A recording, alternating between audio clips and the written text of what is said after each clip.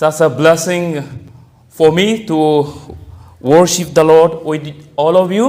आज आप सबों के साथ मिलकर के यहाँ पे परमेश्वर की आराधना करने का जो मौका मिला है, I hope you all have been enjoying as well. आप सभी आनंद मना रहे होंगे शायद। We praise God for all those beautiful songs and special numbers. परमेश्वर की महिमा करते हैं जो स्पेशल गाने गाए और आराधना किया गया उसके लिए। We really enjoyed those songs. हम लोग सचमुच आनंद मना रहे थे उन सब गानों में। I would like to especially thank our present worship team for those beautiful songs. आज जो सुंदर गाने गाए हमारे जो टीम है, आराधना की टीम है, उसके द्वारा उसके लिए धन्यवाद उनको। And I also would like to thank the brother and sisters who came up here and sang their beautiful songs to us. और जो सुंदर गाने जो भाई और बहनों के द्वारा बाद में गाने गाए गए, उन बातों के लिए भी उन लोगों को धन्यवाद। And the little boy who played that keyboard. और वो जो छोटा लड़का जो यहाँ पे कीबोर्ड बजा रहा था, I was so thankful to God because he was reciting John chapter 3 verse 16. परमेश्वर बाइबल का 3:16 यमुना 3:16 के आधार पे जो यहाँ पर परमेश्वर की महिमा उसके लिए धन्यवाद। And the Bible verse and all the songs that we sang are very much connected to the sermon that I bring to you this morning. आज जितने भी चीज हुई है गाने और जो भी वर्स बोला गया है वो सब कुछ आज के संदेश से जुड़ा हुआ है। Well, I know we all have been sitting here for already quite some times. हो सकता है कि आप कुछ समय से आप यहाँ पे बैठे हुए हैं। But let us not be exhausted so much. आप लोग शायद परेशान नहीं हैं बैठने की वजह से। Yes, I'm sure the Lord has a blessing for all of us this morning as we listen to His word. परमेश्वर के वचन सुनने के द्वारा आज हम सभी को परमेश्वर आशीष देंगे। Well, let us once again look to the Lord in prayer. हम फिर से परमेश्वर को धन्यवाद करते हैं। Loving Father, we are grateful to you for who you are and what you have been doing in and through our lives. We thank you, Father, for the privilege to know you, privilege to serve you, and privilege to worship you. Lord, we are so much privileged that we could, Lord, come to know you through your begotten Son, the Lord Jesus Christ. We thank you, Father, for all the opportunities and the privileges that we enjoy every day in the Lord. We thank you, Father, for this time. We thank you, Father, for the passage that you have given to us for us to contemplate this morning. We pray that, Lord, you'll help us to, Lord, lay aside the burdens of sins, anxieties, worries, all the disturbances and the distractions, and so that, Lord, we might be able to pay attention to your word and be richly blessed. We commit ourselves and the rest of the time unto your loving care. In Jesus' name we pray. Amen. Well, I would like to take all of you to the book of John chapter 21. हम चाहते हैं कि आप यमुना की किताब 21 अध्याय को निकालें। Today we are going to learn, some Greek words as well. आज हम कुछ ग्रीक यूनानी भाषा के कुछ शब्द सीखेंगे। And I want all of you to, pay attention to the text and the message. और हम चाहते हैं कि आप आज के संदेश में बिल्कुल अच्छे से ध्यान दें। It is my humble request, please don't get distracted. आपसे नम्र निवेदन है कि आप बिल्कुल भटके नहीं, ध्यान दें। If you have found it, I shall read out for all of us. John chapter 21, verses 15 through 19. Yamuna की किताब 21 अध्याय है, उसका 15 से लेके 19 पद तक पढ़ें। I shall say it again. John chapter 21, reading from verses 15 through 19. Here I read. So when they had eaten breakfast, Jesus said to Simon Peter, Simon, son of Jonah, do you love me more than this? He said to him, Yes, Lord, you know that I love you. He said to him, Feed my lambs. Verse 16, he said to him again a second time, Simon, son of Jonah, do you love me? He said to him, Yes, Lord, you know that I love you. He said to him, Tend my sheep. Verse 17, he said to him the third time, Simon, son of Jonah, do you love me? Peter was grieved because he said to him the third time, do you love me? And he said to him, Lord, you know all things. You know that I love you. Jesus said to him, Feed my sheep. Most assuredly, I said to you, when you were younger, you girded yourselves and walked where you wished. But when you are old, you will stretch out your hands, and another will gird you and carry you where you don't wish. This he spoke, signifying by what that he would glorify God. And when he had spoken this, he said to him, "Follow me." This is the word of God. May the Lord bless each one of us through the reading and hearing of his holy and blessed word. Well, this passage has been a blessing to me since last more than 1.5 months. ये जो वचन पढ़े गए हैं इन वचनों से लगभग 1-1.5 महीने पहले से इन वचनों से आशीष मिल रही है। Actually, I was trying to prepare my sermon from different passages.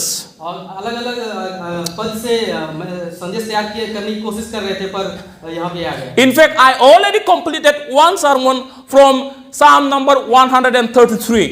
और 131 अध्याय जो है भजन संहिता, उससे भी एक संदेश तैयार किया गया था, कर चुके थे। But I wasn't convinced enough to speak from that passage this time. और पर ये वो जो संदेश था उस पे इतना मन नहीं आया कि हम उनसे प्रचार कर पाए। This passage has been ringing in my heart and mind for last many days. और कई दिनों से ये बातें जो है जो अभी पढ़े गए हैं वो गूंज रही है मन में। In fact, it's been a blessing to me personally. और क्योंकि ये व्यक्तिगत रूप से मेरे जीवन को आशीषित कर रहा है। Well, which of the disciples of Jesus had the greatest faith, do you think? आप क्या सोचते हैं कि यीशु के जो चेले थे उसमें से सबसे बड़ा विश्वासी कौन था? Who was the most courageous disciples of the Lord Jesus Christ? और यीशु के चेलों में से कौन सबसे ज्यादा साहसिक था, जो साहस करता हो? I think it was Peter. ये सचमुच हो सकता है कि पतरस ही है जो सबसे साहसी था। It was Peter who had the courage to ask Jesus to allow him to walk on the water. ये पतरस ही था जो ये कह रहा था कि मुझे पानी पे चलने की आज्ञा दे, मैं चल के आऊंगा। And Peter was the only disciple who was able to walk on the water. और सभी चेलों में पतरस ही था जो पानी पे अकेला चल पाया। When Jesus was walking towards his disciples, it was Peter who asked Jesus to allow him to walk on the water. और जब यीशु मसीह पानी पे चल के आ रहा था तो पतरस ने पूछा कि हे प्रभु मुझे आज्ञा दे, मैं पानी पे चल के आऊंगा। In fact, Peter was walking on the water to an extent. और कुछ देर तक पतरस जो है पानी पर चला भी। Later on, of course, his faith collapsed and he began to sink into the water and call unto the Lord for help. और चलते चलते जब उसका विश्वास कमजोर हुआ तब वो डूबने भी लगा। कि उसके बाद जो यीशु मसीह से उसने सहायता मांगी। But he at least had that faith to be able to walk on the water. और वो मरने तक ये विश्वास करता कि वो पानी पर चलेगा।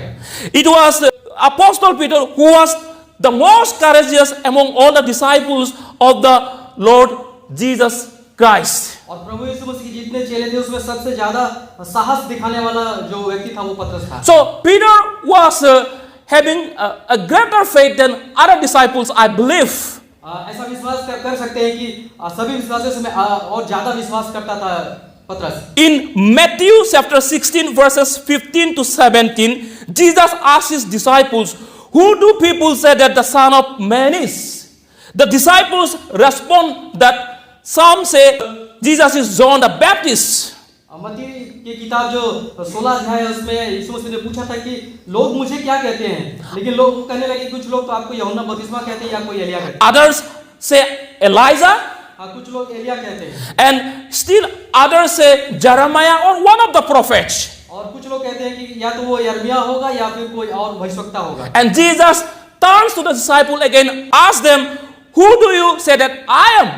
और उसके बाद उनके तरफ मुड़ करके यीशु मसीह ने चेलों को कहा कि पर तुम लोग क्या कहते हो मुझे? Simon Peter replies, "You are the Christ, the Son of living God." और पतरस उस वक्त कहा उनसे, यीशु मसीह से कहा कि तू परमेश्वर का पुत्र है, तू परमेश्वर का पुत्र है। Peter was the only one who was able to say who Jesus is indeed. और पतरस ही अकेला ऐसा था जो ये कह रहा था कि तू ये परमेश्वर का पुत्र है। Jesus said, "Blessed are you, Simon, son of Jonah, for this was not revealed to you by man, but by my Father in heaven." वो जो पतरस जो है समौन है उसको कह रहा था कि ये बातें जो है तुझे अपने मन से नहीं हुआ पर परमेश्वर के द्वारा तुझे ये बात पता चली। Jesus calls Peter blessed. और पतरस को ये समौन को यीशु मसीह ने आशीषित कहा। Jesus calls Peter as a blessed man. उसको कहा कि तू वो आशीषित व्यक्ति है। And when the crowd rushed to arrest Jesus, it was Simon Peter who chopped off the ear of the servant of the high priest. और जब एक बार जब यीशु मसीह को पकड़ने के लिए लोग आए थे तब उस वक्त पतरस ही था, समौन ही था जो अपना तलवार निकाल करके अगुवाओं का जो सबसे बड़ा सैनिक था उसको कान काटता है। He wanted to save Jesus from being arrested. और वो उसको बंदी बनाने से बचाना चाहता है। So when Jesus predicted his disciples would disown him, it was the apostle Peter who had the courage to say, Lord, even if all this disown you, I won't. और एक बार जब यीशु मसीह कह रहे थे कि ये मेरे जो चेले हैं ये सब मुझे एक दिन धोखा दे देंगे, तब पतरस ही था जो उसने कहा कि नहीं, मैं अंत तक तुम्हारे साथ रहूंगा। I am not going to disown you, betray you. I will follow you till my death. और पतरस बात जोर से कह रहा था कि मैं ये आखिरी तक तेरे साथ रहूंगा, मैं मरने तक तेरे साथ ही रहूंगा। He challenged even Jesus Christ. और वो प्रभु यीशु मसीह को भी वो चुनौती दे रहा था कि मैं अंत तक तुम्हारे साथ रहूंगा। And Jesus said to Peter, Peter, you will deny me 3 times. और उस वक्त यीशु मसीह ने उससे कहा था, पतरस तू मुझे 3 बार इनकार करेगा। And the prophecy of Jesus came to fulfillment, and Peter indeed denied 3 times of knowing Jesus in public. और प्रभु यीशु मसीह की ये भविष्यवाणी थी वो पूरा भी हुआ और पतरस ने 3 बार मनुष्यों के सामने में यीशु मसीह का इनकार किया। And the Bible says the 3rd time he denied, he went out of the court bitterly. और जब उसने तीसरी बार ये बात कहा, इनकार किया, उसके बाद वो बहुत दुखी होकर के बहुत फुट कर रोने लगा। He left the place with guilt and shame. वो शर्मिंदा भी महसूस कर रहा था और अपने आप को दोषी महसूस करता और वहां से अलग होकर के दूर जाकर के रोने लगा। So Peter had been living in guilt and shame because he couldn't keep his words for the Lord. और दोषी महसूस कर रहा है पतरस इस बात की, जो बात उसने अपने मुंह से कही है उसको वो पूरा नहीं कर पा रहा है। And I was thinking, would Jesus ever forgive this fallen Peter? क्या हम ऐसा सोचते हैं, क्या हम सोचते हैं कि क्या यीशु मसीह उस वक्त पतरस को माफ कर रहा होगा, माफ कर पाएगा? Would Jesus forgive Peter and use him again? क्या पतरस को माफ करके या फिर से वो अपने लिए इस्तेमाल कर पाएगा? We'll get the answer here.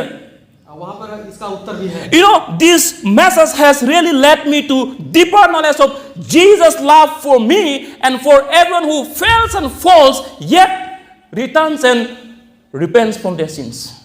यहाँ पर इसका उत्तर यह है कि यीशु मसीह का प्यार ऐसा है कि लोग प्रभु को प्यार करने में असफल भी होते हैं, तब भी प्रभु उनको संभालता है, उसको प्यार करता है। The incidents that we read here in John chapter 21, happened after Jesus had resurrected from the dead. यहाँ पर जो अध्याय हम 21 अध्याय में पढ़ रहे हैं इस वक्त है कि यीशु मसीह मर करके जी उठे हैं और ये बातें हो रही हैं। And if we read from chapter 20 onwards, we get to know that it's been about 2 weeks just Jesus already resurrected from the dead. और ये 21 अध्याय में जो हम पढ़ रहे हैं आगे के पद में ऐसा पता चलेगा कि ये लगभग 2 सप्ताह से ज्यादा हो चुके हैं उसको जी उठने के बाद। In fact, he already appeared to so many people. और उस वक्त कई लोगों को जी उठ करके कई लोगों को दिखाई भी दिए। Even he appeared to the disciples twice in Jerusalem. Of course, not to all the disciples. Some of the disciples weren't there. और इधर उधर जो उसके चेले थे उनको भी कई बार लगभग 2 बार उनको दिखाई दिया यीशु मसीह। This is 3rd time Jesus appearing to the disciples. और ये तीसरी बार है जब यीशु मसीह उनके सामने में यहाँ पे है। And he found them doing something different. और जब वो तीसरी बार उनसे मिला है तो उसको कुछ अलग-अलग उन लोगों को कई अलग-अलग काम करते हुए पा रहा है। Verse 3 we see that they were busy fishing. और यहाँ पे इस पद में देखते हैं कि वो लोग अपने पुराने काम मछली पकड़ने वाले काम में लगे हुए हैं। They were supposed to be waiting for the Lord. वो हो सकता है कि वो परमेश्वर की आशा लगाए बैठे होते। But they were busy catching fish. लेकिन यहाँ पर उसके चेले जो है वो मछली पकड़ने का काम में लगे हुए हैं। And that's too Peter was the leader. और इन सब कामों में सबसे अगुवा जो था वो पतरस ही था। Let's read verse 2 of chapter 21.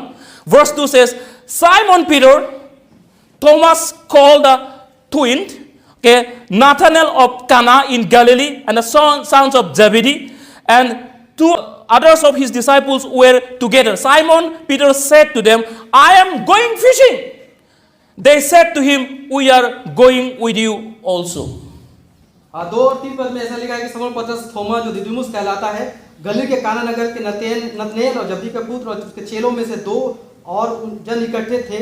समौन पतरस उनसे कहा मैं मछली पकड़ने को जा रहा हूँ। उन्होंने उससे कहा हम भी तेरे साथ चलते हैं। It seems Peter used to play that leadership role even among the disciples.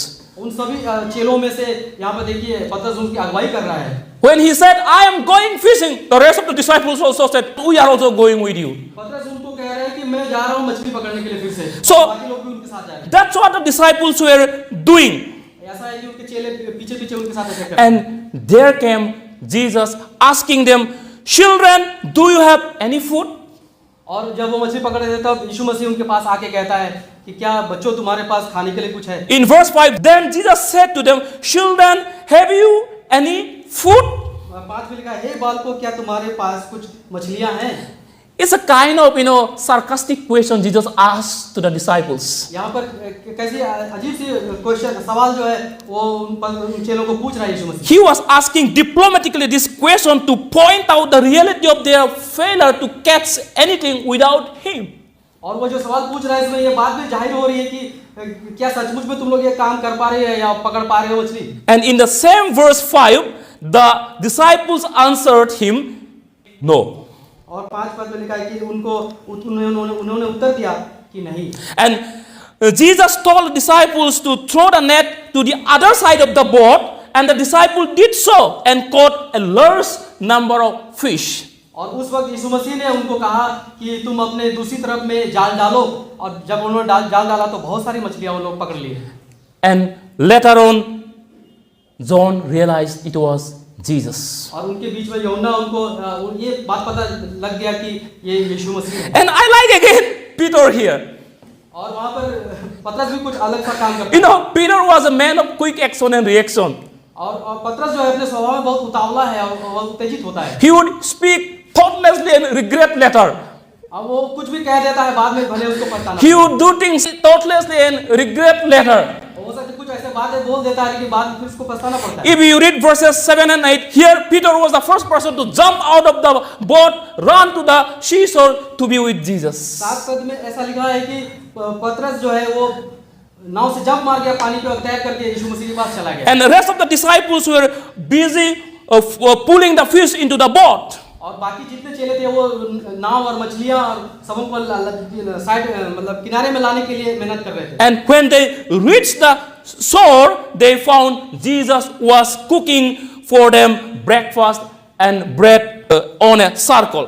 और बाकी चेले जब नाव और मछलियां को किनारे पर लेकर के आए तब देख रहे कि यीशु मसीह उनके लिए किनारे पर मछलियां और रोटी बना रहा है। I feel Jesus was intentionally doing this. और वो प्रभु यीशु मसीह जानबूझ करके ये काम उस समय वहां पर कर रहे हैं। He wanted to convey that he would provide their needs. और वो ये जताना चाहता है, वो जाहिर करना चाहता है कि मैं तुम्हारे लिए हर चीज पूरा करूंगा। Because it was Jesus who was preparing the breakfast of fish and bread on a circle. और वहां पर उन लोगों के लिए वहां पे वो नाश्ता और वो सारी चीजें बनाने की कोशिश कर रहा है। And the Bible says they all ate the breakfast together. और वहां पे बाइबल कहती है कि वहां सभी लोगों ने पेट भर के सुबह का नाश्ता किया। It was Jesus who provided them the breakfast. और यहाँ पर यीशु मसीह है जो उनको नाश्ता उपलब्ध कराया है। So it was to remind the disciples, hey, my children, it is I who is supposed to provide your needs. Why are you worried of your physical needs? और ये बात उनको बताना चाहता है यीशु मसीह की जब मैं तुमको सारी चीजें उपलब्ध करा रहा हूँ तो तुम क्यों परेशान हो रहे हो? And the same thing is applicable for all of us even today. और आज भी हमारे जीवन में भी ऐसे चीज लागू हो रही है। Jesus doesn't want us to be obsessed with our worldly pleasures and the physical needs. और यीशु मसीह नहीं चाहता कि हम आज अपने दुनिया की सारी खुशियों में अपने जीवन व्यतीत करें, बल्कि यीशु मसीह He says in the book of Matthew chapter 6 verse 33, seek first the kingdom of God and all things will be added unto you. और मत्ती 6 अध्याय में जैसा लिखा है आखिरी में कि तुम पहले उसके राज्य उसके धर्म उसकी धार्मिकता की खोज में रहो। So next we see in verse 15 onwards. आइए हम 15 पद से आगे हम पढ़ते हैं ऐसा। This is where Jesus is going to measure the love of Peter for him. It's gonna be very interesting. यहाँ पर कुछ रोचक बातें हैं जो प्यार जो है वो पतरस कितना प्यार करता है उसको मापना चाहता है यीशु। How much of love Peter has, Jesus is going to now measure it. यीशु मसीह जो उस प्यार को जांचना चाहता है कि कितना प्यार मुझसे पतरस करता है यहाँ पे। Let me read once again verse 15. When they had eaten breakfast, Jesus said to Simon Peter, Simon, son of Jonah, do you love me more than this? 15 पद में उसने पतरस से कहा, समौन से कहा, हे समौन, यूहन्ना के पुत्र, क्या तू इनसे बढ़कर मुझसे प्रेम रखता है? Here, very interesting thing I want all of you to note. मैं आप लोगों को यहाँ पे कुछ रोचक बातें बताना चाहता हूँ। The English translation is not giving enough impact or meanings of the two Greek words used in this passage. यहाँ पर जो बातें हैं वो इंग्लिश में जो ट्रांसलेशन है उसमें वो साफ या क्लियर नहीं हो पाता है कि वो प्यार जो है उसको क्या है। So here, we see the word love, Jesus and Peter used all together. वहाँ पर पतरस और वो जो जितने वो प्यार करते हैं वो प्यार के बारे में वो कह रहे हैं कि वो साफ नहीं हो रहा कितना। There are two Greek words we see in this verse 15, even in verse 16. यहाँ पे 15 और 16 पद में हम दो शब्द ऐसे पढ़ेंगे जो यूनानी शब्द में से हैं। You can see from the text. आप उसको अध्याय में पर देख सकते हैं। I wish I could read it from my Bible, but I am recording my message. I don't think I can interrupt it. यहाँ पे है बाकी चीजें हैं लेकिन मैं उनको आपको भटक ना जाए बोलकर नहीं दिखाना चाहता, वहाँ पे देख सकते हैं। So here, when Jesus asked Peter, "Do you love me?" Jesus uses the Greek word agape. Of course, the verb form is agape. यहाँ पर यीशु मसीह जब उसको पूछ रहा है कि क्या तुम मुझसे प्रेम करते हो, तो वो उस प्रेम के लिए जो शब्द इस्तेमाल कर रहा है वो है agape. So there are two Greek words we see, agape and phileo, and the noun form is philia. यहाँ पर जो यूनानी शब्द जो इस्तेमाल हो रहा है वहाँ पर एक agape शब्द है और दूसरा है phileo. The translation that we have in English is the same word love. और इनका जो ट्रांसलेशन इंग्लिश में किया गया है वो दोनों के लिए एक ही शब्द इस्तेमाल किया गया हुआ है love. But in Greek, these two different words for love convey two different significant meanings. और यहाँ पे जो ग्रीक में जो दोनों शब्द हैं उनका बिल्कुल अलग सा अर्थ निकलता है। I wish I could really read out from Greek text. और सचमुच में यूनानी जो शब्द है उसके But it is displayed there, you can just see it.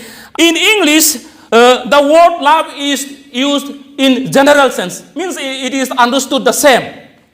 English में जब हम लव कहते हैं तो वो सब बराबर सा लगता है, हर एक बात के लिए लव इस्तेमाल करते हैं। Example, I love traveling. हम लोग कहते हैं कि हम लोग घूमना फिरना पसंद करते हैं। I love eating. हम लोग खाने से प्यार है। It doesn't make any difference, in fact. इन दोनों का मतलब एक जैसा नहीं है। It's the same.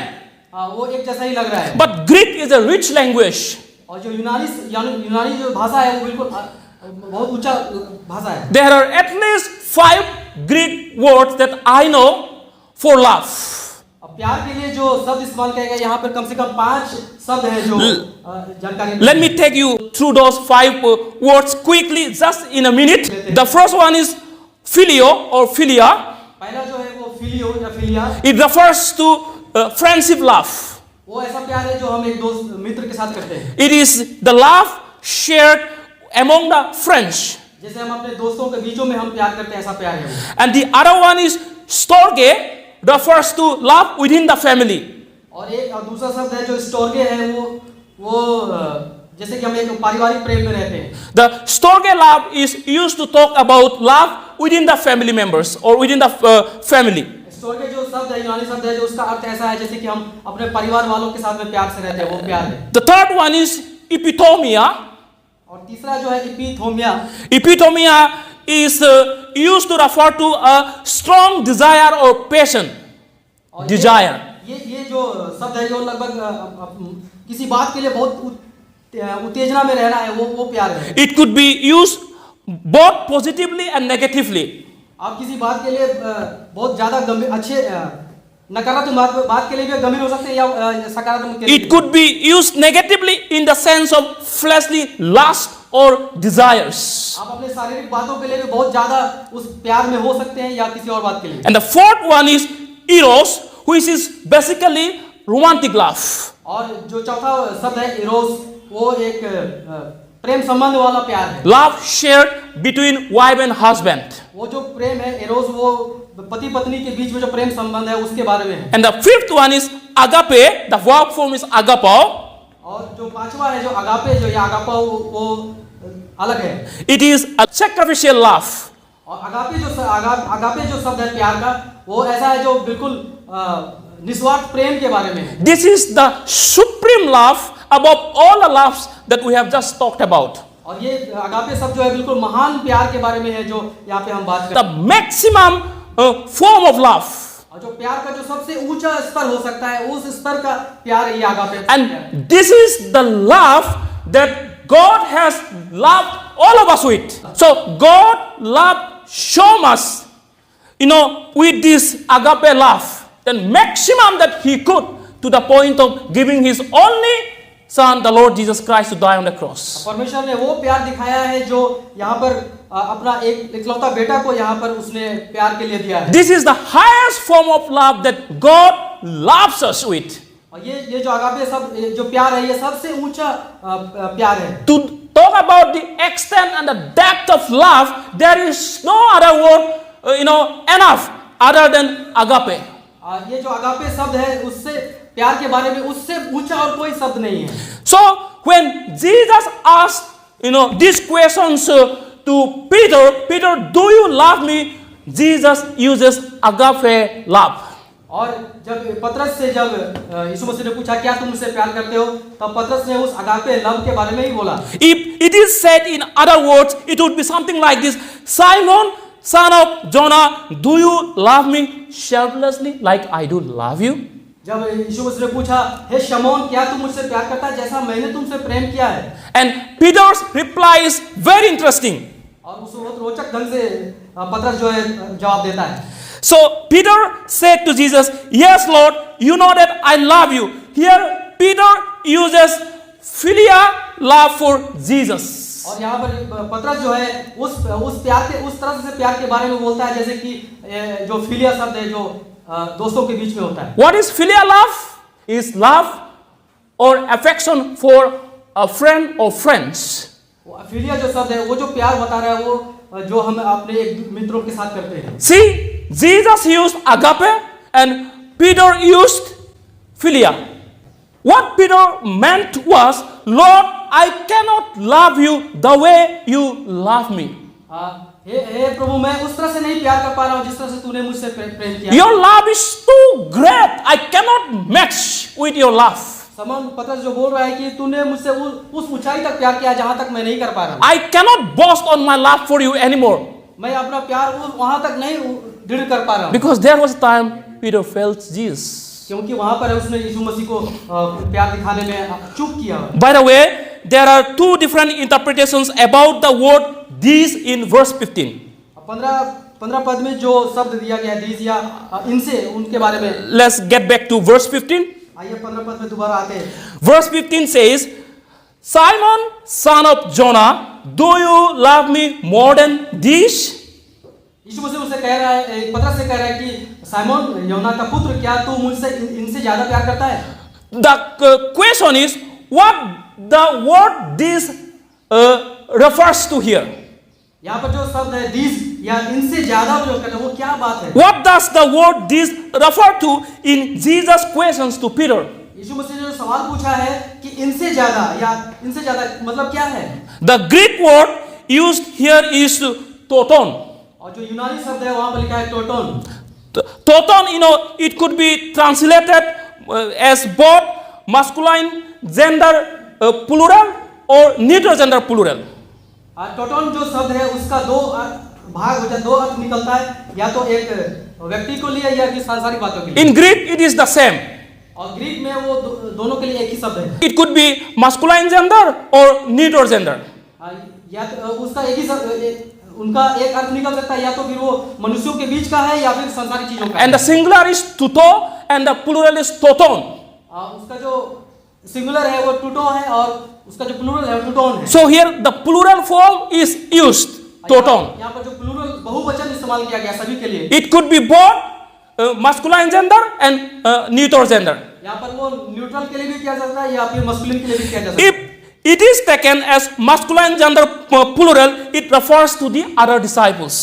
अगर वहाँ पर मनुष्यों के लिए कहा गया है तो वो उन सभी चेलों के बीच में कहा गया कि उनसे ज्यादा। And this point back to where Peter boasted his love for Jesus above all the love of the other disciples.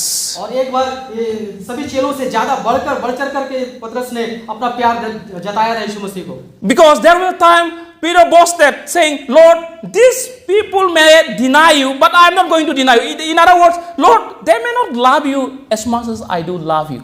पतरस ये बात उस वक्त कह रहा था पहले कि ये सब लोग तुझे छोड़ देंगे परमेश्वर पर, यीशु मसीह पर, मैं तुझे कभी नहीं छोड़ूंगा, मतलब इससे ज्यादा मैं तुझसे प्यार करता हूँ। So if we interpret this as masculine gender plural, it refers to the disciples, the other disciples. और इस तरह एक अर्थ ये निकलता है कि वो सभी मनुष्यों से ज्यादा, सभी चेलों से ज्यादा उससे प्यार करते हैं। Jesus' question is then would be something like this: Peter, do you love me more than these disciples love me?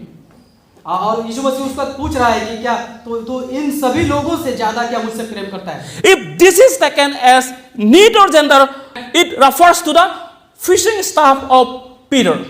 और दूसरी तरह से अगर हम समझे तो वो मनुष्यों को छोड़ करके वो अपने जो काम धंधे हैं उससे ज्यादा। It could be his profession, boat and then net, etc. All the fishing stuff that he was with while catching the fish.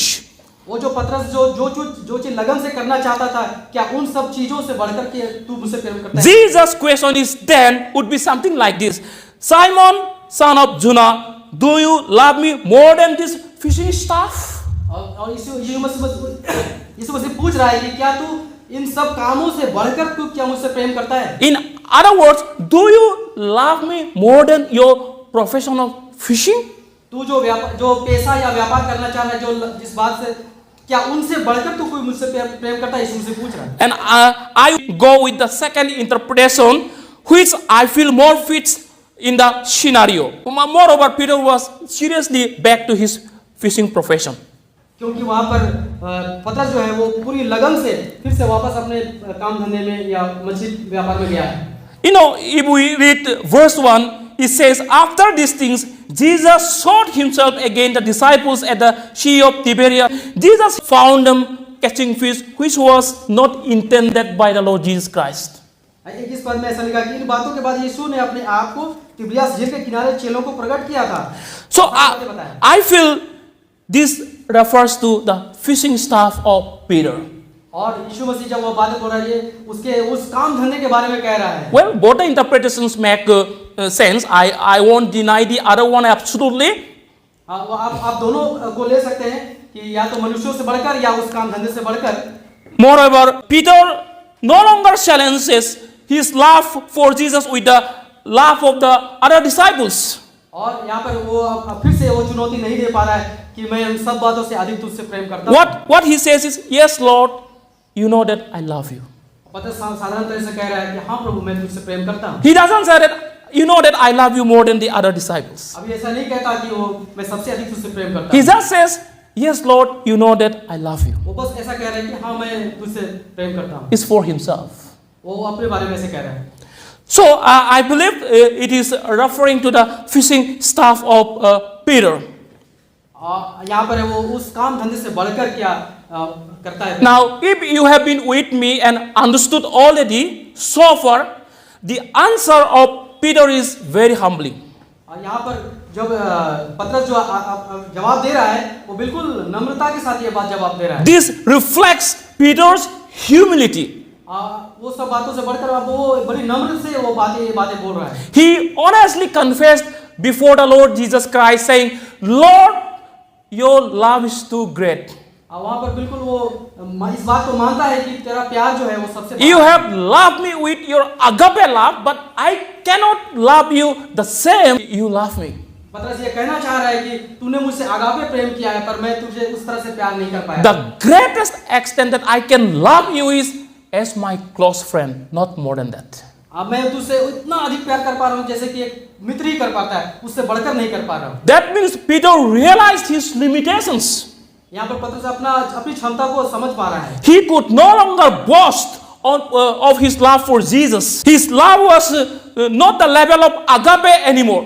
और पतरस का प्यार उस अगापे प्रेम तक नहीं पहुंच पा रहा है। What Peter claims is to have a strong affection for Jesus in the sense of friendship. और वो जो अपना प्यार बढ़कर दिखा रहा है वो बहुत उसके मित्रता की जैसा ही है। And another interesting thing is that Peter appeals to Jesus' own understanding or to the knowledge to back up his claim for his love. और वो एक बात भी बताना चाह रहा है कि हे प्रभु तू अपने जानकार जैसा तू जानता है वैसा तो मैं तुझसे प्रेम करता हूँ। Peter says, you know that I love you. पतरस ऐसा कह रहा है कि हे प्रभु तू तो जानता ही है कि मैं तुझसे प्रेम And again the Greek word here uses oida. एक शब्द है यूनानी का ओइदा। The meaning is knowing closely or intimately. इसका मतलब है कि जैसे कि आप जानते ही हैं, जैसे कि आपको पता ही है, ऐसा है इसका मतलब। So what Peter is saying, I am a finite sinner. I cannot love you like the way you love me. I can love you just as my close friend, not more than that. पतरस ये कह रहा है कि मैं तो एक पापी व्यक्ति हूँ, मैं तुझसे उस तरह से प्यार नहीं कर पा रहा हूँ जैसा तूने मुझसे किया है। And Jesus tenderly spoke to Peter. और उस वक्त यीशु मसीह ने पतरस से ऐसा कहा। He said to Peter, "Tend my lambs." और पतरस को कहा कि मेरे मेमनों को चरा। Feed my lambs. मेरे मेमनों को चरा। Jesus' answer to Peter is a restoration of Peter's brokenness with his grace. और जब यीशु मसीह ये बातें कहना चाह रहे हैं कि पतरस जो अपने अंदर टूटा हुआ है उसको वो फिर से वो बना रहा है, उसको खड़ा कर रहा है। Jesus commands him, "Feed my lambs." उसको पतरस को आज्ञा की तरह कह रहा है यीशु मसीह की तू मेरे भेड़ों को चरा। The second question is again in verse 16. दूसरा सवाल ऐसा है, He said to him again a second time, "Simon, son of Jonah, do you love me?" दूसरी बार ऐसा पूछा कि हे यौना के पुत्र सिमोन क्या तू मुझसे प्रेम करता है? Here Jesus doesn't use any comparison. वहां पर किसी के साथ तुलना करके नहीं कह रहा, बस सीधी तरह से कह रहा है। He just asked, "Do you love me?" यीशु मसीह ने पतरस कहा क्या तू मुझसे प्रेम करता है? Again in this verse 16, Jesus uses agape love. यहाँ पर 16 अध्याय पद में फिर से अगापे प्रेम की तरह वो पूछ रहा है। And in return, Peter uses again filial love. और उसके इस जगह पे भी पतरस बस साधारण तरह से वो फिलियल लव के बारे में Jesus asked him second time, "Do you love me the way I love you?" वो कह रहा है, यीशु मसीह कह रहा है कि जैसा मैंने तुझसे प्यार किया क्या तू करता है मुझसे प्रेम? And Peter said, "I love you as my friend, not more than that." पतरस ऐसा कह रहा है कि मैं तुझसे प्रेम करता हूँ एक मित्र की तरह। And Lord, you know that. और तू परमेश्वर तू जानता है, यीशु मसीह तू जानता है ये बात। And the third question is more interesting. और तीसरी बात जो सवाल पूछा गया वो बहुत रोचक है। That is verse 17. वो 17 पद में ऐसा लिखा है। Let's read verse 17. And he said to him the third time, "Simon, son of Jonah, do you love me?" और 17 पद में उसने कहा, तीसरी बार उससे कहा, हे समौन यौना के पुत्र क्या तू मुझसे प्रीति रखता है? Now if you see, I think it is screen there. Now here Jesus changes his question. यहाँ पर आप गौर करेंगे देखेंगे कि उसका यीशु मसीह का जो सवाल है वो थोड़ा सा बदल गया है। He slightly changes his question. वो अपने सवाल को थोड़ा सा अलग पूछ रहा है। He doesn't use here agape love. यहाँ पर वो अगापे लव के बारे से नहीं पूछ रहा। What he uses is filial love that Peter has been using. और पीटर जिस तरह से बार-बार बोल रहा था उसी तरह से उसको पूछा। That means Jesus is stepping down to the level of Peter's love now. क्योंकि यीशु मसीह अपने आप को थोड़ा नीचे करके उसके बराबर आकर के पूछ रहा है। Jesus being God knew that Peter couldn't love him in the same way he loved him. यीशु मसीह जानता है कि जितना मैंने उतनी ऊंचाई से प्यार किया है ये पतरस इतना नहीं कर पाया। So he stepped down to the level of Peter and asked this question, "Peter, do you love me then at least as a friend?" यीशु मसीह इस तरह से पूछने की कोशिश कर रहा है और नीचे आके पूछ रहा है कि क्या तू मुझसे कम से कम दोस्त की तरह प्यार करता है? That's why he uses filial love here, not agape love. यहाँ पर उसने अगापे नहीं बल्कि एक फिलिया मित्रता की तरह उससे सवाल पूछा। You know, it is very interesting. यहाँ बहुत रोचक है ये बात। And Peter uses again filial love. Yes, I love you as my friend. Not more than that. और यहाँ पर पतरस फिर से यही बात कहता है कि हाँ मैं तुझे एक मित्र की तरह। Peter is very much aware of his limitations now. अब वो सावधान है अपने बारे में कि वो उसकी क्षमता कितनी है। And the word know is translated from the Greek word ginosko. और यहाँ ग्रीक का एक वर्ड है गिनोस्को। And ginosko simply means knowing generally. गिनोस्को का अर्थ है लगभग कि हाँ साधारण रूप से जानने वाले। So he says, I love you and you know that. और पतरस कह रहा है कि हाँ तू जानता है मैं तुझसे प्रेम करता हूँ। You know all things, Peter says. यहाँ पर वो सारी चीजें वो कह रहा है पतरस। And that I love you. हाँ मैं तुझसे प्रेम करता हूँ। And that grieved Peter bitterly. और ये बात पूछने से वो पीटर जो है फिर से उदास हो गया। I think Peter felt that Jesus had lost his confidence on him. और पतरस ऐसा सोच रहा है कि अब यीशु मसीह मेरे ऊपर इतना विश्वास नहीं करता। One time asking was enough. एक बार पूछा था ठीक था। 2 times was too much. दूसरी बार पूछा वो बहुत हुआ। And 3 times asking was beyond what Peter could ever bear. और वो तीसरी बार जब पूछा तो वो बहुत ज्यादा हो गया ये तो। So he was bitterly grieved. और वो बहुत अंदर से दुखी हो गया ये बात सुन के। Humbly Peter said to Jesus, Lord, you know all things and that I love you. और पतरस बहुत नम्रता के साथ कहता है कि हे प्रभु तू तो जानता ही है कि मैं तुझसे प्रेम करता हूँ। And Jesus said to Peter 3rd time, tend my sheep. और तीसरी बार यीशु मसीह ने कहा कि मेरे भेड़ों को चरा। Now, if you have been carefully following the text, in verse 15, Jesus uses lambs. अगर ध्यान से पढ़े होंगे आप 15 पद में लिखा है कि उसने कहा है कि मेरे मेमनों को चरा। And 16 and 17, Jesus uses sheep. और 17 और 17 Look at your Bible. कहा है मेरे भेड़ों को चरा। Why Jesus uses these 2 words? One is lambs, one is sheep. यीशु मसीह ने वो 2 शब्द कहे, एक बार मेमना कहा, एक बार भेड़ कहा। The lambs are understood to be younger ones, the tender ones. मेमना कहने का मतलब है कि वो थोड़े छोटे बच्चे होते हैं भेड़ के। It might refer to those who are spiritually young. यहाँ पर अगर हम उसको रिलेट करें आपसे कि आप में से जो छोटे हैं जो विश्वास में। And the sheep are more mature one. और भेड़ों का कहने का मतलब है कि आप में जो मेच्योर परिपक्व लोग। It might be, inclusive of everyone, both spiritually young and then mature ones. यहाँ पर आप दोनों को अगर ऐसा भाग बांटे तो एक ये तो आप तो विश्वास में छोटे बच्चे हैं या फिर आप परिपक्व विश्वासी हैं। So Jesus entrusted to Peter to take care of his children. The word sheep is used as a metaphor to refer to those who belong to Jesus Christ. जितने भी लोग प्रभु यीशु मसीह से संबंधित रखते हैं उन सभी को लिए यीशु मसीह ने कहा कि मेरे बच्चों को सेवा करें। Well, Peter had failed, but Jesus had restored him and would use him to teach and tend his people. पतरस जो है अपने कामों में असफल हो चुका था लेकिन वहां पर उसको फिर से संभाला प्रभु यीशु मसीह ने और अपना काम दिया। I believe this conversation took place right in front of the other disciples. The disciples also might be hearing this conversation between Peter and Jesus. बाकी चेलों में से कुछ जरूर ये सब बातों को सुन रहे होंगे वहां। It might have been done intentionally and purposefully to increase the faith of the other disciples in Peter, because there was a time Peter betrayed Jesus. एक बार पतरस ने धोखा दिया था और उसके बाद जब ये बातें जब हो रही हैं तो लोग बाकी चेले सोचते होंगे कि हाँ फिर से पतरस को संभालने की कोशिश कर रहे हैं। It was also might be meant to make the disciples understand that despite their failures, that the Lord would still use them. अभी वो जबकि पतरस असफल हो चुका है फिर भी उसको प्रभु संभाल करके अपने काम के लिए फिर से उसको खड़ा कर रहा है। Well, dear friends, like Peter, all of us have failed the Lord in our lives.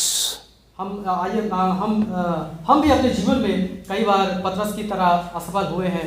Many times we have failed the Lord like Peter failed. और कई बार हम असफल हुए हैं जैसे यहाँ पे पतरस असफल हुआ है।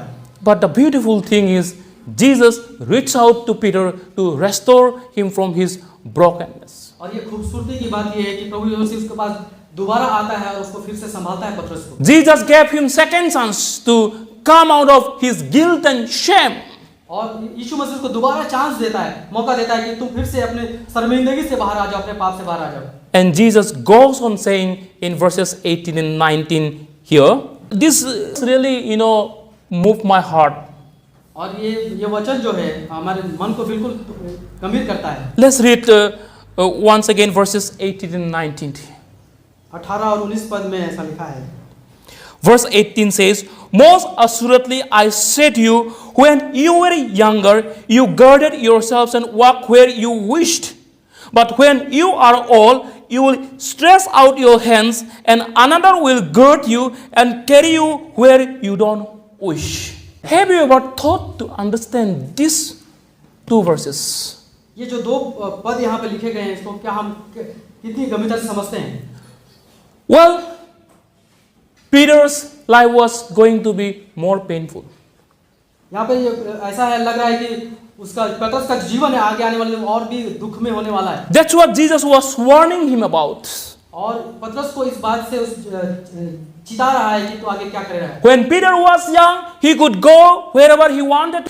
Yes, Peter did whatever he wanted to do. He went wherever he wanted to go. But now onwards, he cannot be that sinful old Peter anymore. और वो जो पहले जो था, वो जो जैसा वो करता था, अब बाद में जब वो बूढ़ा हो गया तब वो बिल्कुल अलग सा पतरस बन गया। He would not be a fisherman, but he would be a fisher of men. Thereafter, he was not going to be a fisherman, but a fisher of men. He won't be fishing anymore, but he would be fishing man. And that was the first call that Jesus called Peter for. ये जो बातें हैं, ये सबसे पहले पतरस को उसने पहली बार भी कहा था। I will make you a fisher of men. So Peter would be catching men, no more fish. And in doing so, he would even give his own life for the sake of the Lord. और परमेश्वर के लिए उसने अपना जीवन आखिरी में इस तरह से दे दिया है। That's how he would end his life. The Apostle John makes it very clear that this he spoke, signifying by what that he would glorify God. And when he had spoken this, he said to him, "Follow me." यहाँ पर 19 पद में यूहन्ना जो प्रेरित है वो ऐसा लिखा है कि वो सचमुच आखिरी दिनों में वो किस तरह से पतरस ने परमेश्वर की महिमा की। It talks about his death, for the cost of the gospel. इन पदों पे लिखा है कि पतरस ने कैसे अपने मृत्यु के साथ परमेश्वर की महिमा किया है। That means Jesus warned him that you are going to die for the cost of the gospel. यीशु मसीह ने उसको चिताया था पतरस को कि तू अंत में अपने सेवकाई के लिए, परमेश्वर के वचन के लिए अपना जीवन देगा। Well, the history tells us Peter was crucified upside down. और इतिहास में हम और आप जानते हैं कि पतरस को उल्टा क्रूस पे लटकाया गया। That's how he ended his life for the cost of the gospel. और वो परमेश्वर की सेवकाई के लिए उसने अपना जीवन इस तरह से अपना जीवन अंत किया। Do you remember? There was a time he boasted to the point to love the Lord to the point of that. आप क्या याद कर पा रहे हैं कि एक बार पतरस ने अपने आप को बढ़ चढ़ के कहा था कि मैं तुझे मरने तक प्यार करूंगा। And later on that came to fulfill. और ये बात उसके जीवन में अंत में ऐसे पूरी हो गई। Peter indeed died for the love of Jesus. और प्रभु यीशु मसीह के प्यार के लिए उस तरह से जाहिर भी हुआ। This is a very stern warning. ये बहुत बड़ी चेतावनी है। I don't know how Peter could easily accept this truth. क्या ऐसा पता नहीं पतरस इस बात को स्वीकार कर पाया कि नहीं। Jesus told him that he would die. यीशु मसीह ने कहा था कि तू एक दिन मरेगा सेवा के लिए। And with that warning, he said, "Follow me, Peter." और इसलिए यीशु मसीह ने पतरस को कहा था कि तू मेरा अनुसरण कर, मेरी बातों में चल। And he followed Jesus. और उसने यीशु मसीह को चाहा। And he gave his life for the cost of the gospel. और उसने वचन की सेवकाई के लिए अपना जीवन दे दिया। Well, dear friends, Peter failed. मेरे मित्रों, पतरस असफल हुआ था। He failed miserably. वो बड़ी असफल हो चुका था वो। Yet the grace of God was greater than his sin and restored him and used him again. उसका जो पाप है, उसका जो गुनाह है वो बहुत बड़ा था, लेकिन यीशु मसीह ने उसको फिर से संभाला और खड़ा किया। Peter was the only disciple among the disciples of the Lord Jesus Christ who was able to baptize 3,000 people a day. और ये पतरस ही है जो उसने 3,000 से ज्यादा, अकेला एक ऐसा चेला था जिसने 3,000 से ज्यादा लोगों को बपतिस्मा दिया एक साथ में। In such a great way, Jesus used Peter again when he was restored from his guilt and shame. And जबकि यीशु मसीह ने कैसा उसको इस्तेमाल किया, जबकि वो शर्मिंदगी में और दोष लेकर के अपने जीवन में रहा था, लेकिन उसको अपने लिए इस्तेमाल किया। well, this should actually provoke our thought to ask ourselves what level of love we have for Jesus today. ये बातें जो है हमारे जीवन में हमें उस बात की ओर लेके जाती है कि हम कितना प्यार करते हैं प्रभु यीशु। What is the nature of love, or what is the degree of love that we have for Jesus? हम किस स्तर तक यीशु मसीह से प्यार करते हैं, हम कैसा प्यार करते हैं? Well, it is possible only when our love for Jesus is on the fact that his love on the cross. ये बिल्कुल संभव है अगर हमारा प्यार प्रभु यीशु मसीह के लिए है और यीशु मसीह जो प्यार दिखाया है क्रूस पे आपने। Imagine the great love that he demonstrated to all of us by sending his only begotten Son, the Lord Jesus Christ. If we know this depth of God's love for us, we would be able to still follow Jesus despite how we are treated by the world. If this question were to be asked by Jesus to all of us this morning, what would be our answer to him? If Jesus asked right now to all of us this question, do you love me? अगर अभी ठीक यीशु मसीह पूछे कि क्या तुम मुझसे प्रेम करते हो, तो क्या जवाब? What would be your answer? हमारा जवाब क्या होगा? Would you be able to die for me for the cost of the gospel? What would be your answer? क्या तू मेरे लिए मरने तक तू विश्वासी रहेगा? If क्या होगा हमारा जवाब? If Jesus asked this question, do you love me more than this, my family members, this business, these properties, these achievements and accomplishments, what could be our answer? अगर यीशु मसीह पूछे तुम अपने परिवार से, अपने काम धंधे से, अपने सारी बातों से क्या मुझसे प्रेम करते हो, तो हमारा जवाब क्या होगा? Well, Peter was changed completely. यहाँ पर पतरस बिल्कुल अपने जीवन बदल चुका है। Yes, he failed. एक बार उसने जरूर चूक किया था, गिर गया हो। But God restored him and used him greatly in the ministry. लेकिन उसको फिर से सेवकाई के कार्य के लिए खड़ा किया और प्रभु यीशु मसीह ने ऑफिस से इस्तेमाल किया। He preached the gospel to everyone that he could. वो पतरस को इस्तेमाल किया जैसा वो कर सकता था। And there were thousands of people repented. If you feel that you have been useless, अगर आप सोचते हैं कि आप यूजलेस हैं, अगर if you feel that you have failed the Lord, अगर आपको लगता है कि आपने यीशु मसीह को धोखा दिया है, if you have been living in the guilt and shame of sins, अगर आप लगता है कि आप पाप में हैं या आपको लगता है कि आपके अंदर कोई दोष है, it is never too late to repent and return to the Lord. यहाँ पर वो देर नहीं हुई है जबकि आप अपना पश्चाताप If we करें। humble ourselves before the Lord and give, He can still restore our lives and use us greatly in the way He used Peter. अगर हम अपने आप को नम्र करते हैं और अपना जीवन प्रभु के सामने लाते हैं, तो यीशु मसीह फिर से हमें खड़ा करके अपने लिए इस्तेमाल करेंगे। May this message continue to challenge us to follow Jesus Christ, that we would say like Peter, yes Lord, I love you. ऐसा हम कह पाएंगे पतरस की तरह कि हाँ प्रभु मैं तुझसे प्रेम करता हूँ। May God bless all of you. I hope the Lord has spoken to you in your own ways. So rest of the time I hand over to our pastor. Thank you.